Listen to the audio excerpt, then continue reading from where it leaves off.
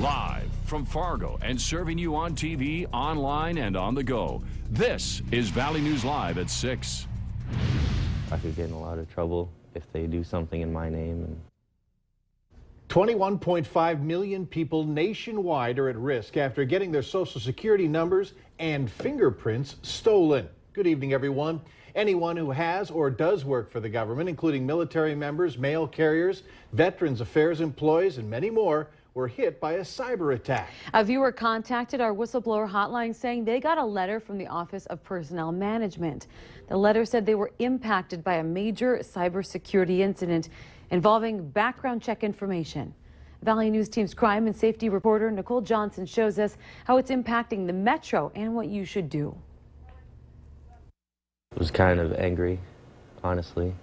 It's my information. 19-year-old Tyler Kropp hasn't ever had a credit check or even taken out a credit card, so he's never worried about getting his identity stolen. But that all changed when he got this letter. If they have my Social Security card or my number and my name, and they could probably open up credit cards. Kropp, along with millions of others, got their Social Security numbers and fingerprints compromised. What's going to happen? What's going to happen to me? For Kropp, he got this letter because he's in the Army, but millions more got the same letter. At first, I thought it was a scam, but then I kept reading, and at the bottom it said, if anyone tries to contact you with this information, don't give it to them. So I thought maybe it would be real. The United States Office of Personnel Management confirms they were the target of a malicious cyber attack against the U.S. government, and background check information was ripped off for all present or former government employees. They're really not managing our personal stuff that well. Nicole Johnson, Valley News Live. The Office of Personnel Management didn't want to comment. They directed us to their website. They're offering identity and credit monitoring, identity restoration, and identity theft insurance. You just need to log on to their website, enter their PIN. That's on the letter. If you're afraid your information has been stolen, we have links on our website. Log on to valleynewslive.com and click on the hot button. And if you ever need help uncovering fraud or corruption in your community, call our whistleblower hotline at 701-237-6576. Leave your tip with us. No need to worry if you have driving plans. For the most part, roads have been and should be okay for holiday travel. Let's get the latest update from our chief meteorologist, Huss Johnson, and also what's happening tonight. Thanks so much, Mike. Right here in the valley, things are pretty good. We have some light snow showing up on the radar, but it's exactly that light. And if you use caution, there will be some slippery roads out there, but you should arrive okay. It looks like we have snow moving into southern Clearwater County, northern portions of Becker County, and extreme eastern Monoman County. Elsewhere, things fairly quiet, but we still have some flurries showing up here and there.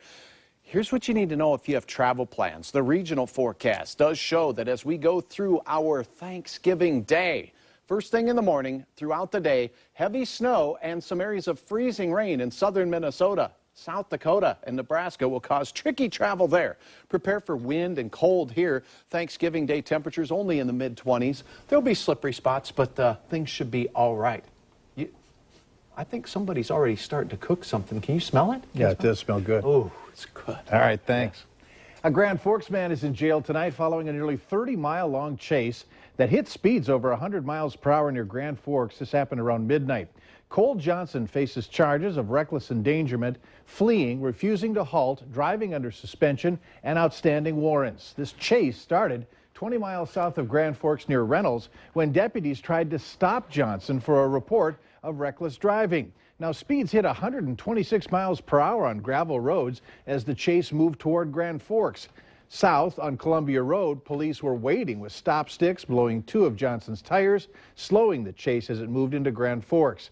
Now, police say Johnson's tires fell apart and he was driving on the rims before finally stopping at Washington Street. The speeds had dramatically slowed at that point, yet he was still slowly trying to evade the officers, and at one point the vehicle then just slid off the roadway. Mackey adds that Johnson tried to flee on foot after his vehicle stopped, but he was quickly caught by officers. A 16-year-old who was killed in a car crash near Jamestown has been identified as Bailey Stoppelworth from Kensal, North Dakota. That's according to the North Dakota Highway Patrol. They say the crash happened on Highway 20 about 6 miles north of Jamestown.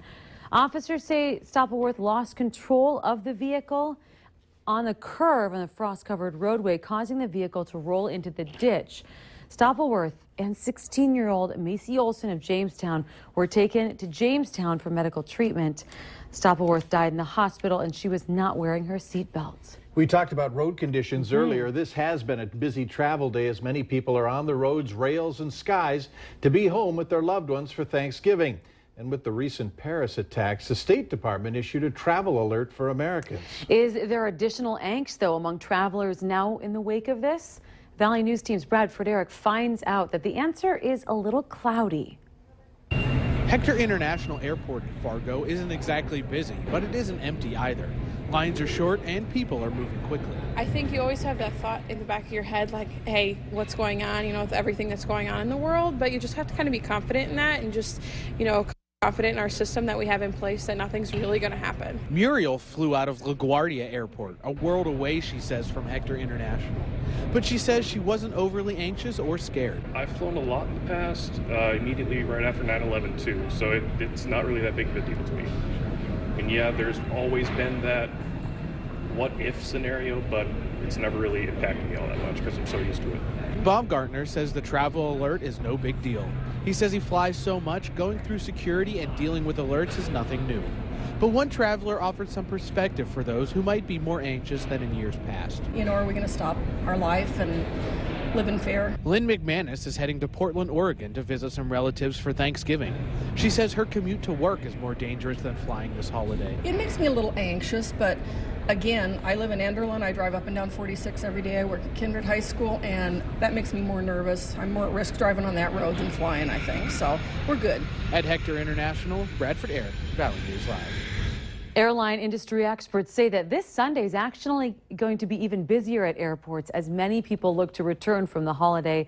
Their advice: arrive early and just be patient. One of the most time-honored traditions of a funeral is the journey that mourners make to the cemetery. Years ago, you'd find drivers pulling over to the side of the road and stopping when a procession passed by. That rarely happens today in Fargo. I don't know. I think we're so busy that we just don't. We're so consumed by what we're doing and our schedule, we just go on to the next thing and hurry here and hurry there and don't take time to pay your respect. Join me tonight as I visit a community in Missouri where most, if not all, of the drivers pull over for a funeral procession, and then see what happens when our cameras capture and tag along with a mock procession in Fargo and West Fargo. That's tonight on Valley News Live 10 at 10. And we invite you to join the conversation right now. Do you pull over? What have you seen by drivers where you live? Many people have already commented. Like Valley News Live on Facebook and you'll stay informed throughout the entire day. Months of planning and hundreds of hours of work go into putting together the highly acclaimed and award-winning Concordia College Christmas concert. But it's not all about the music. There's a very important element that you may not have thought about: the mural. It serves as a backdrop for the show. And today, the artwork's creator, Paul Johnson, and more than a dozen volunteers began the process of assembling the panels. There are 44 of them. They're big. Each is 4 feet wide, measuring 20 to 24 feet tall. The artwork on the panels help visualize the story being told through narration and song. The panels will be finished today, and then Monday will be put in place. And that process alone takes a whole 24 hours. Way to go. Yeah. While your family is sitting down for your Thanksgiving Day meal, some local fire crew workers will be on standby. Now stick around and find out how many stress calls they respond to over the holidays. That is some cold air in northern North Dakota heading our way thanks to north winds. And yeah, there is some pie in the oven. We'll have details in your holiday travel forecast right after this.